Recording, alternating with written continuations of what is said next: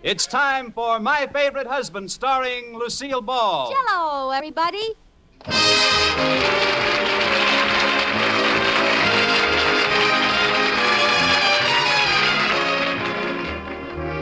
Yes, it's the new gay family series starring Lucille Ball with Richard Denning and brought to you by the Jello family of desserts. J-E-L-L.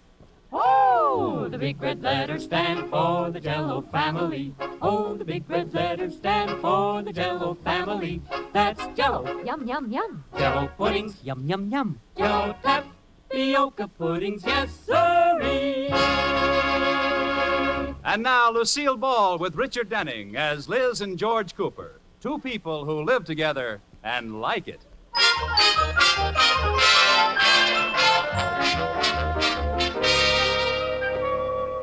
Come with us to the quiet little town of Sheridan Falls, and let's look into the little brown house at 321 Bundy Drive where the Coopers live. They're entertaining George's boss, Mr. Atterbury, and his wife. And the subject under discussion is the forthcoming annual bank outing. Iris, what are you going to wear to the outing? I just can't make up my mind, Liz. Neither can I. I could wear my new play suit. Oh, no, you don't. Why not? It's a cute play suit. Well, George thinks it's too daring. He says there's too much play and not enough suit. I suppose I should wear my blue slacks, but I wouldn't be caught dead in them. All the girls have seen them. It's the oddest thing, George boy. What is, Mr. Atterbury? 2 weeks ago, those slacks that Iris wouldn't be caught dead in were the most adorable things in town for $59.50. Rudolph. And while we're on the subject, why do they call them slacks? I've never seen any in them.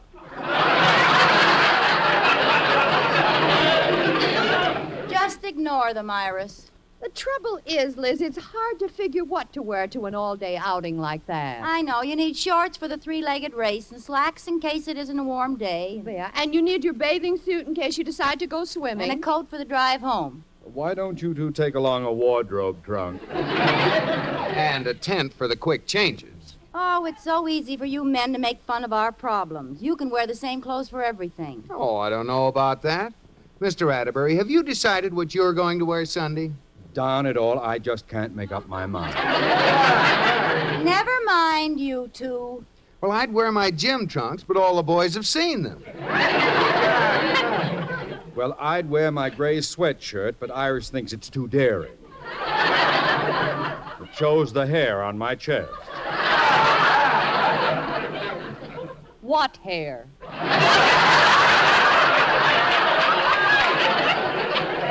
Why, what hair?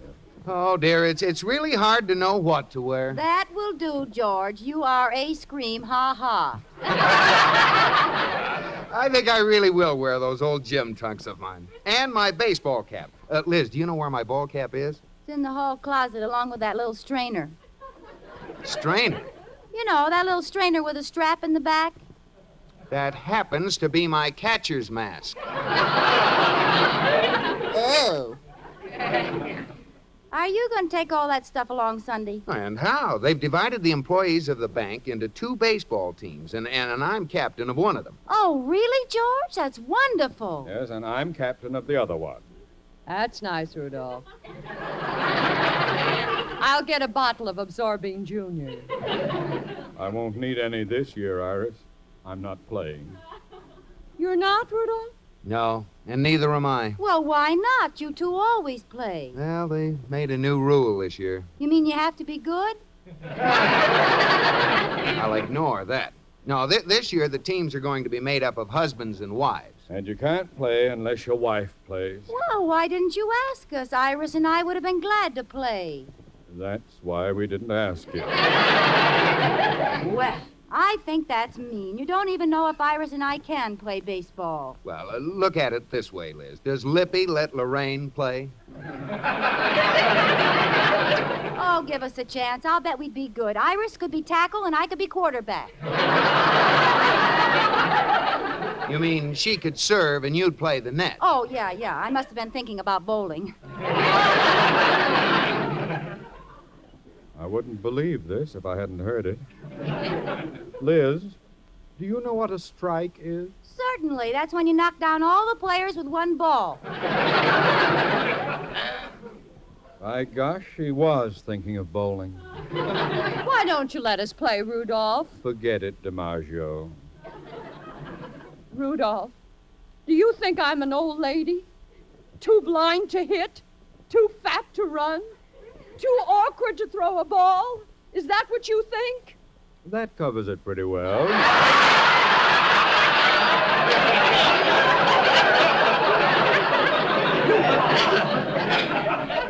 Say, what are you girls kicking about? It's rougher on us not being able to play. Oh. Oh, what I wouldn't give to get into my old college uniform and hear the crowd yell as I slide into home plate.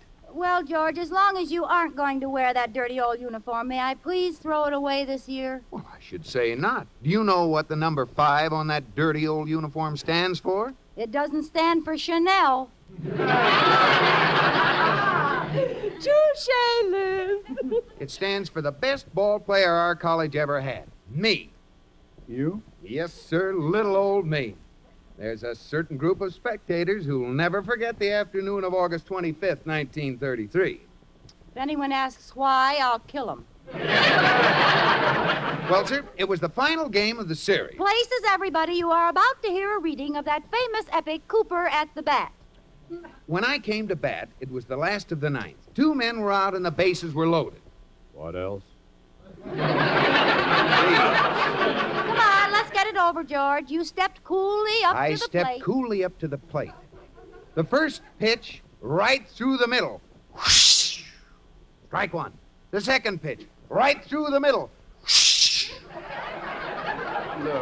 Look, boy. In case the third pitch is a strike, step back. You're spraying. Well, the third pitch came fast and hard. I gripped the bat firmly. I swung. And the ball went up, up, up, up, and over the bleachers for a home run. Thank you, Ted Husing. Oh, that was very good, George. Yeah, thank you, Mr. Atterbury. Where'd you read that? It's true, and you'd see it again Sunday.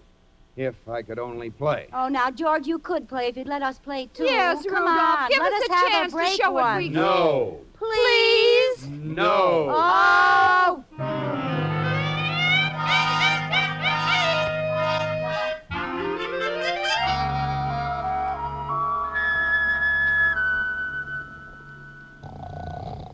George.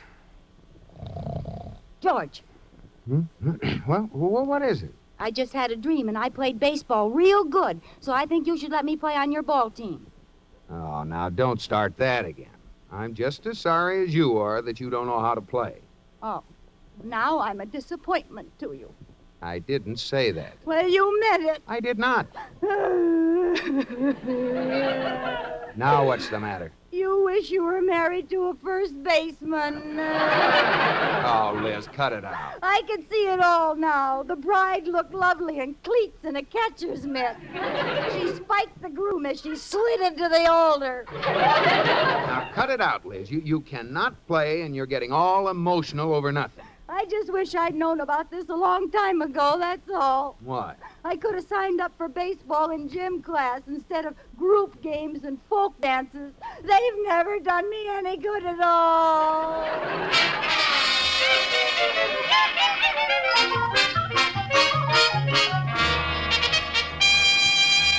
Katie, I've made a great decision. What's that, Mrs. Cooper? Well, George can't play baseball Sunday unless I can play too. So I'm going to learn all about baseball today. I thought you were going shopping this afternoon. I am. I'm going to learn about baseball this morning. It won't take me all day. Hand me the phone book, will you? Oh, won't George be Here. surprised? Let's see now. Classified section. Automobiles, awnings, baby food, barber supplies, bottles, cabinet makers. Huh. How do you like that? There isn't a single baseball teacher in town. I'll get it, Katie.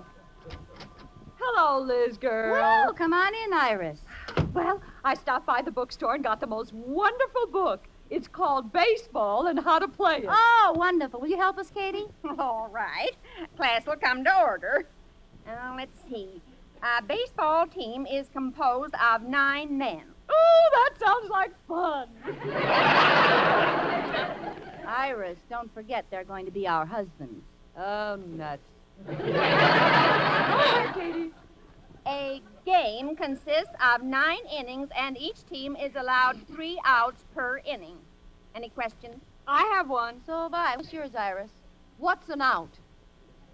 Is that what you were going to ask? No, I was going to ask what's an inning, but now that you mention it, I don't know what an out is either. What is it, Katie? Well, it doesn't say. I guess that comes later. Well, go ahead. What are the positions of the players? Well, they're standing up, aren't they? all except the catcher. He squats. Gee, Liz, you know much more about it than I do. Well, I've been around a little. That wasn't the right answer. No? The positions are pitcher, catcher, first Oh, base. now, who's that? Hello, Mrs. Cooper. Are you busy? Well, a little, Mr. Wood. Oh, you've got company. I won't bother you. I was just a little lonesome. Lonesome? With 11 children? That's just it. They're all away. Oh. I miss the thunder of little feet around the house. Yeah, I guess you do. I heard the patter of some big feet over here. Well, I'd ask you in, but Mrs. Atterbury and I are studying baseball. We want to surprise our husbands. Oh, you're not trying to learn it out of a book. Yes. Oh, you can't learn baseball that way. Why didn't you ask me to teach you? Oh, would you? Iris, this is our next-door neighbor. Mrs. Atterbury, Mr. Wood. Hello, Mr. Wood. Are you sure you know about baseball, Mr. Wood? Do I know about baseball? I saw a World Series game once. Is that good? I'll never forget. It was the final game of the series, the last of the ninth. The bases were loaded, and 2 men were out when Babe Ruth came to bat. He let 2 strikes go by. And then knocked a home run and saved the day? Yes, that's right. Why, the big copycat. He stole that from George. Well, look, if we're going to learn baseball, let's get started. Okay. All right. Now, let's say the living room is the diamond. The what? Diamond. And I'll put these pillows down for the bases. Now, Mrs. Atterbury, you cover first base. All right. Now, Mrs. Cooper, you're up to bat, and... Mrs. Atterbury, you don't cover first base by sitting on it. Not much, she doesn't. She covers first base and halfway to second base. Liz. That's not what I mean. Now, stand on the base, Mrs. Atterbury. Right. Now, Mrs. Cooper, Yeah? you're at bat, and you've just hit the ball. You run to first base. I can't. Why not? Iris is on first base. It doesn't matter. Go on, run to first base. Nothing doing. You stay there, Liz. This is my base. No, you don't understand. Let her get her own base. Well, it is kind of silly, Mr. Wood. With all the bases that are empty, why do we have to crowd up on one? Never mind. We'll all be on the same team. Now, this is a double play. Mrs. Atterbury, you're on first base. I'm in a rut. Mrs. Cooper, you're on second base. And I'm shortstop. Okay, I'm on second base. Now, the batter hits a grounder. It's a what? A grounder. Mrs. Atterbury goes back to field the ball. You move over to cover first base, and I cover second. Now, the throw comes to first base. Who's on first? You are. Well, where's Iris? I'm back feeling the ball. Feeling it, not feeling it.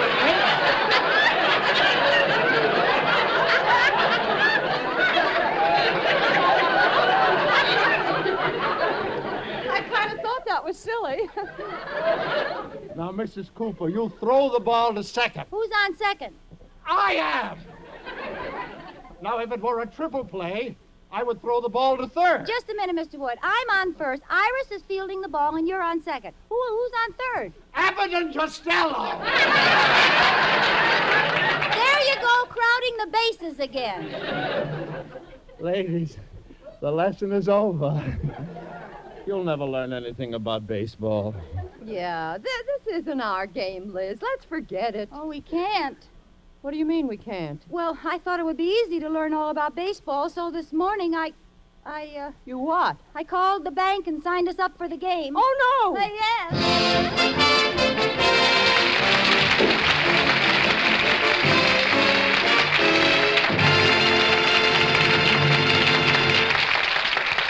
Well, maybe Liz ought to quit trying to learn baseball and take to cooking instead.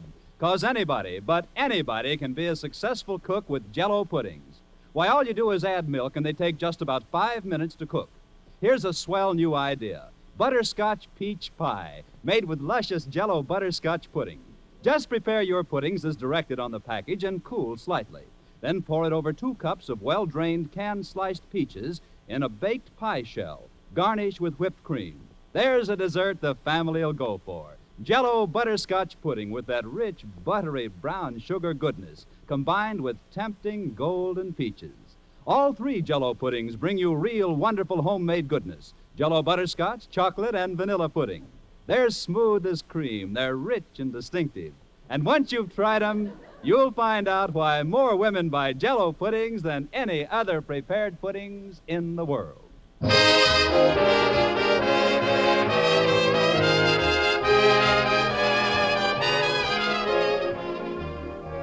And now, back to the Coopers. Some startling news has just been placed on the bulletin board of the Sheridan Falls National Bank. 2 new names have been added to the roster of the husband and wives baseball teams. When George Cooper found out, he acted in his usual gallant fashion. Mr. Atterbury, something awful's happened. The bank's been held up. Worse than that. Worse than that? Liz signed up to play with my team tomorrow. He did? Oh, that's a shame, boy. And Iris signed up to play on your team. Yeah, Iris signed up to play. Oh, Gad. Why couldn't the bank have been robbed?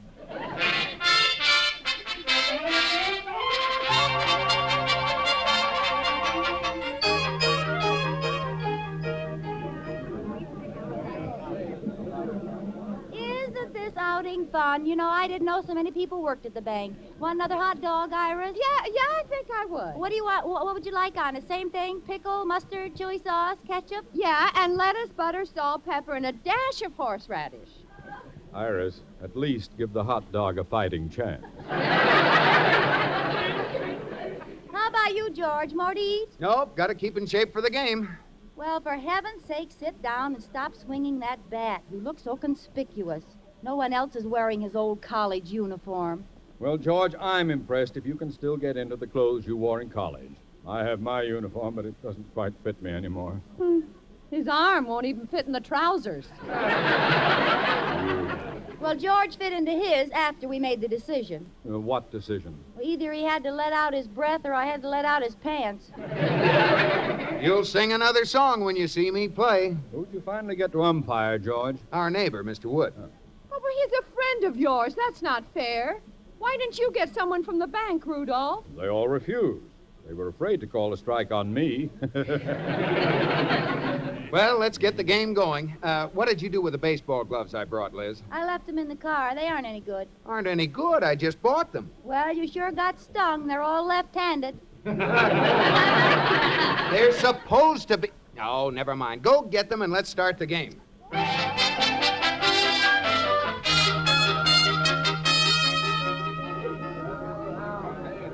All right, everybody, let's go. Who's up at bat first? We are. Okay, my team out on the field. All right, now talk it up. That's the George, old pepper. George. Come on, whip it around the bag. There they go.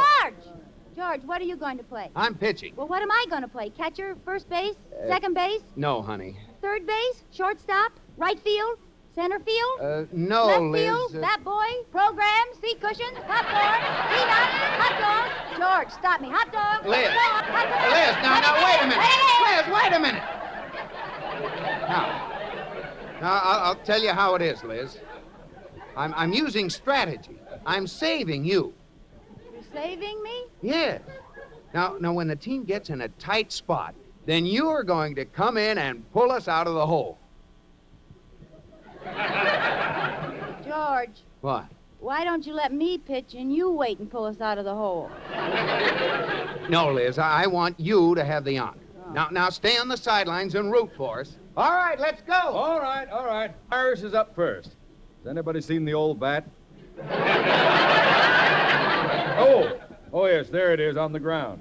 Yeah. You are, Iris. Oh, this is exciting. Now, are you sure you know what to do? Of course course I do. Rah, rah, rah, rah, rah, T-E-A-M-T, rah! Well, come on, let's go. Iris, I think you'll hit the ball farther if you use the other end of the bat. Play ball! What do you mean, ball? That was a strike. Anybody could see that. You blind or something? What's the matter with you? Liz, I haven't thrown it yet. Oh, well, I got the old team spirit, haven't I, George? Yeah. Now, don't throw a very fast one, George. Sorry, Iris. When baseball starts, friendship ends. Yeah. I'm going to throw my speedball. You won't even be able to see it. All right, here it comes. Iris! George, you are good. You hit her bat and made the ball go clear out over the tree. Well, run, Iris. Don't stand there. What happened? What was that noise I heard?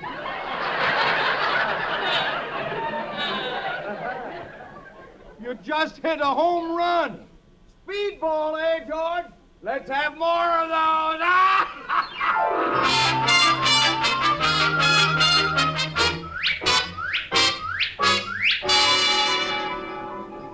George, it's the 6th inning. Is it time for me to play yet? Not yet, honey. But they're ahead of us, 10-0. Isn't this the tight spot you were telling me about? No. Now, don't worry, Liz. We're holding our own. Holding our own. Yes, the score's been 10-0 for the last 4 innings. You're not going to let me play at all. I am. I'm saving you. Well, stop saving me. Spend me already. Now, don't bother me, Liz. I've got to get out there and pitch to Mr. Atterbury. Now, talk to me after this inning. Oh. All right, Cooper boy, fire away. What direction shall I hit the home run in? Don't worry, you won't even see the ball. Well, let it go, boy. Strike one! Strike? What's the matter with you? That was a mile wide of the plate. It was? Certainly. Ball one. Ball, are you kidding? That was right through the middle. It was? You're darn right it was. Strike one. It was a ball. It was a strike. Strike! Ball! Now, wait a minute. What are we arguing for? Take it over.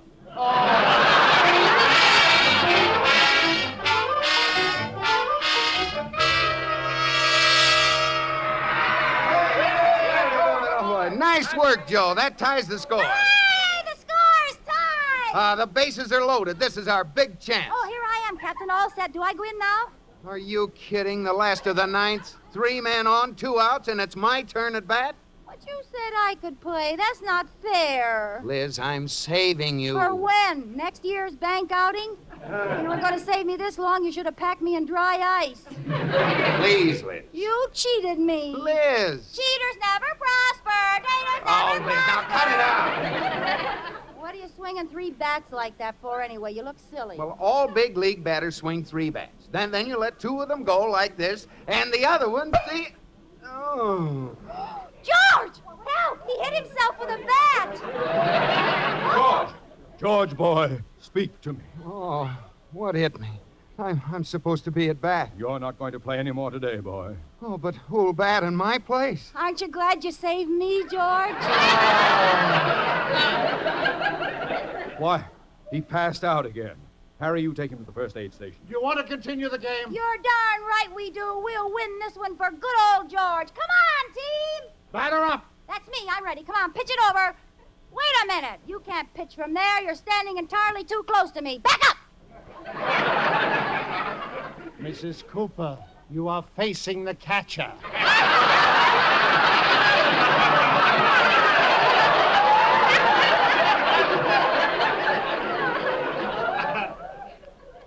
Ooh. If you do an about face, you will see the pitcher. Ooh. Yeah, I was just kidding. Oh. All right, let's go.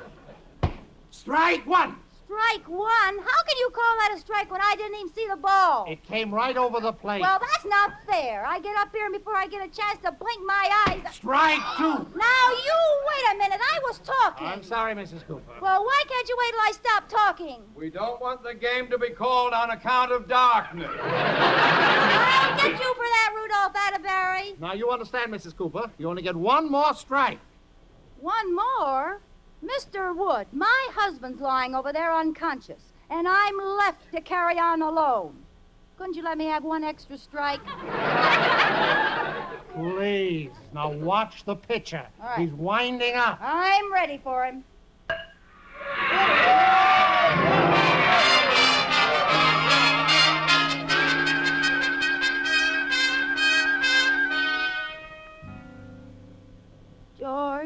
George, honey, how do you feel? No, I feel better. The doctor told me to lie here and be quiet. Oh, tell me, Liz, who won the game? We did, by one run. And guess who made it? No. Yes, I was magnificent. It was the last of the ninth. The bases were loaded. 2 men were out. I know all that. What happened? Did I stop you when you were telling your story? Go on. I stepped up to the plate. I let 2 strikes go by. Didn't even look at them. Then that third pitch came up right across the center, and I belted it out. Up for a home run. Liz, you're wonderful. Yeah. I got the doctor, Liz. He'll be right in to look at you. To look at Liz? Yes, she got hit on the head with the ball. That automatically sent her to first base and forced in the winning run. Oh, you and your big fat mouth.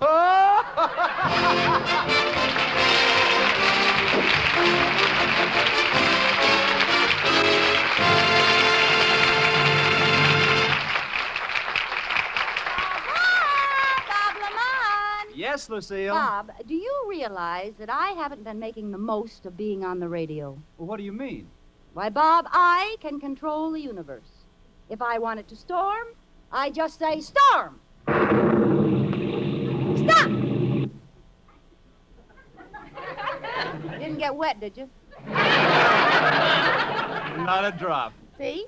Or I could be in China, or on top of a mountain in Switzerland. That's it. I'm on top of a mountain in Switzerland. Oh, my ears are popping. Let's not be literal, old boy. I wonder if there's an echo up here. Hello? Jell-O. Oh, what a smart echo. Puddings. He's going in business for himself. I'll try again. Testing. 1, 2, 3, 4. Jell-O puddings are a trio of treats. Jell-O chocolate pudding, luscious with deep down chocolatey goodness. Jell-O butterscotch pudding with that buttery brown sugar flavor. Jell-O vanilla pudding, rich and smooth as cream. Did I say that? Testing. 1, 2, 3, 4. Well, he finally got around to it. All you do is add milk, and Jell-O puddings take only about 5 minutes to cook to velvety rich perfection. He's off again.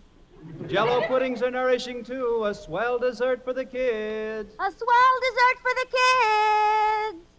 Who said that? Who said that? That's not fair. That's not fair. That takes care of him. Good night, Echo.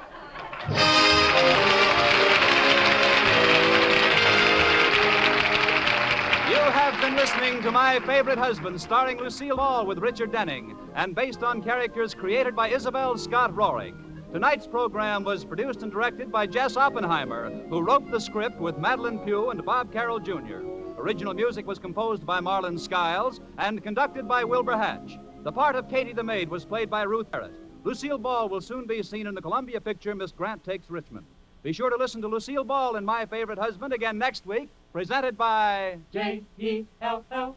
Oh, the big red letters stand for the Jell-O family.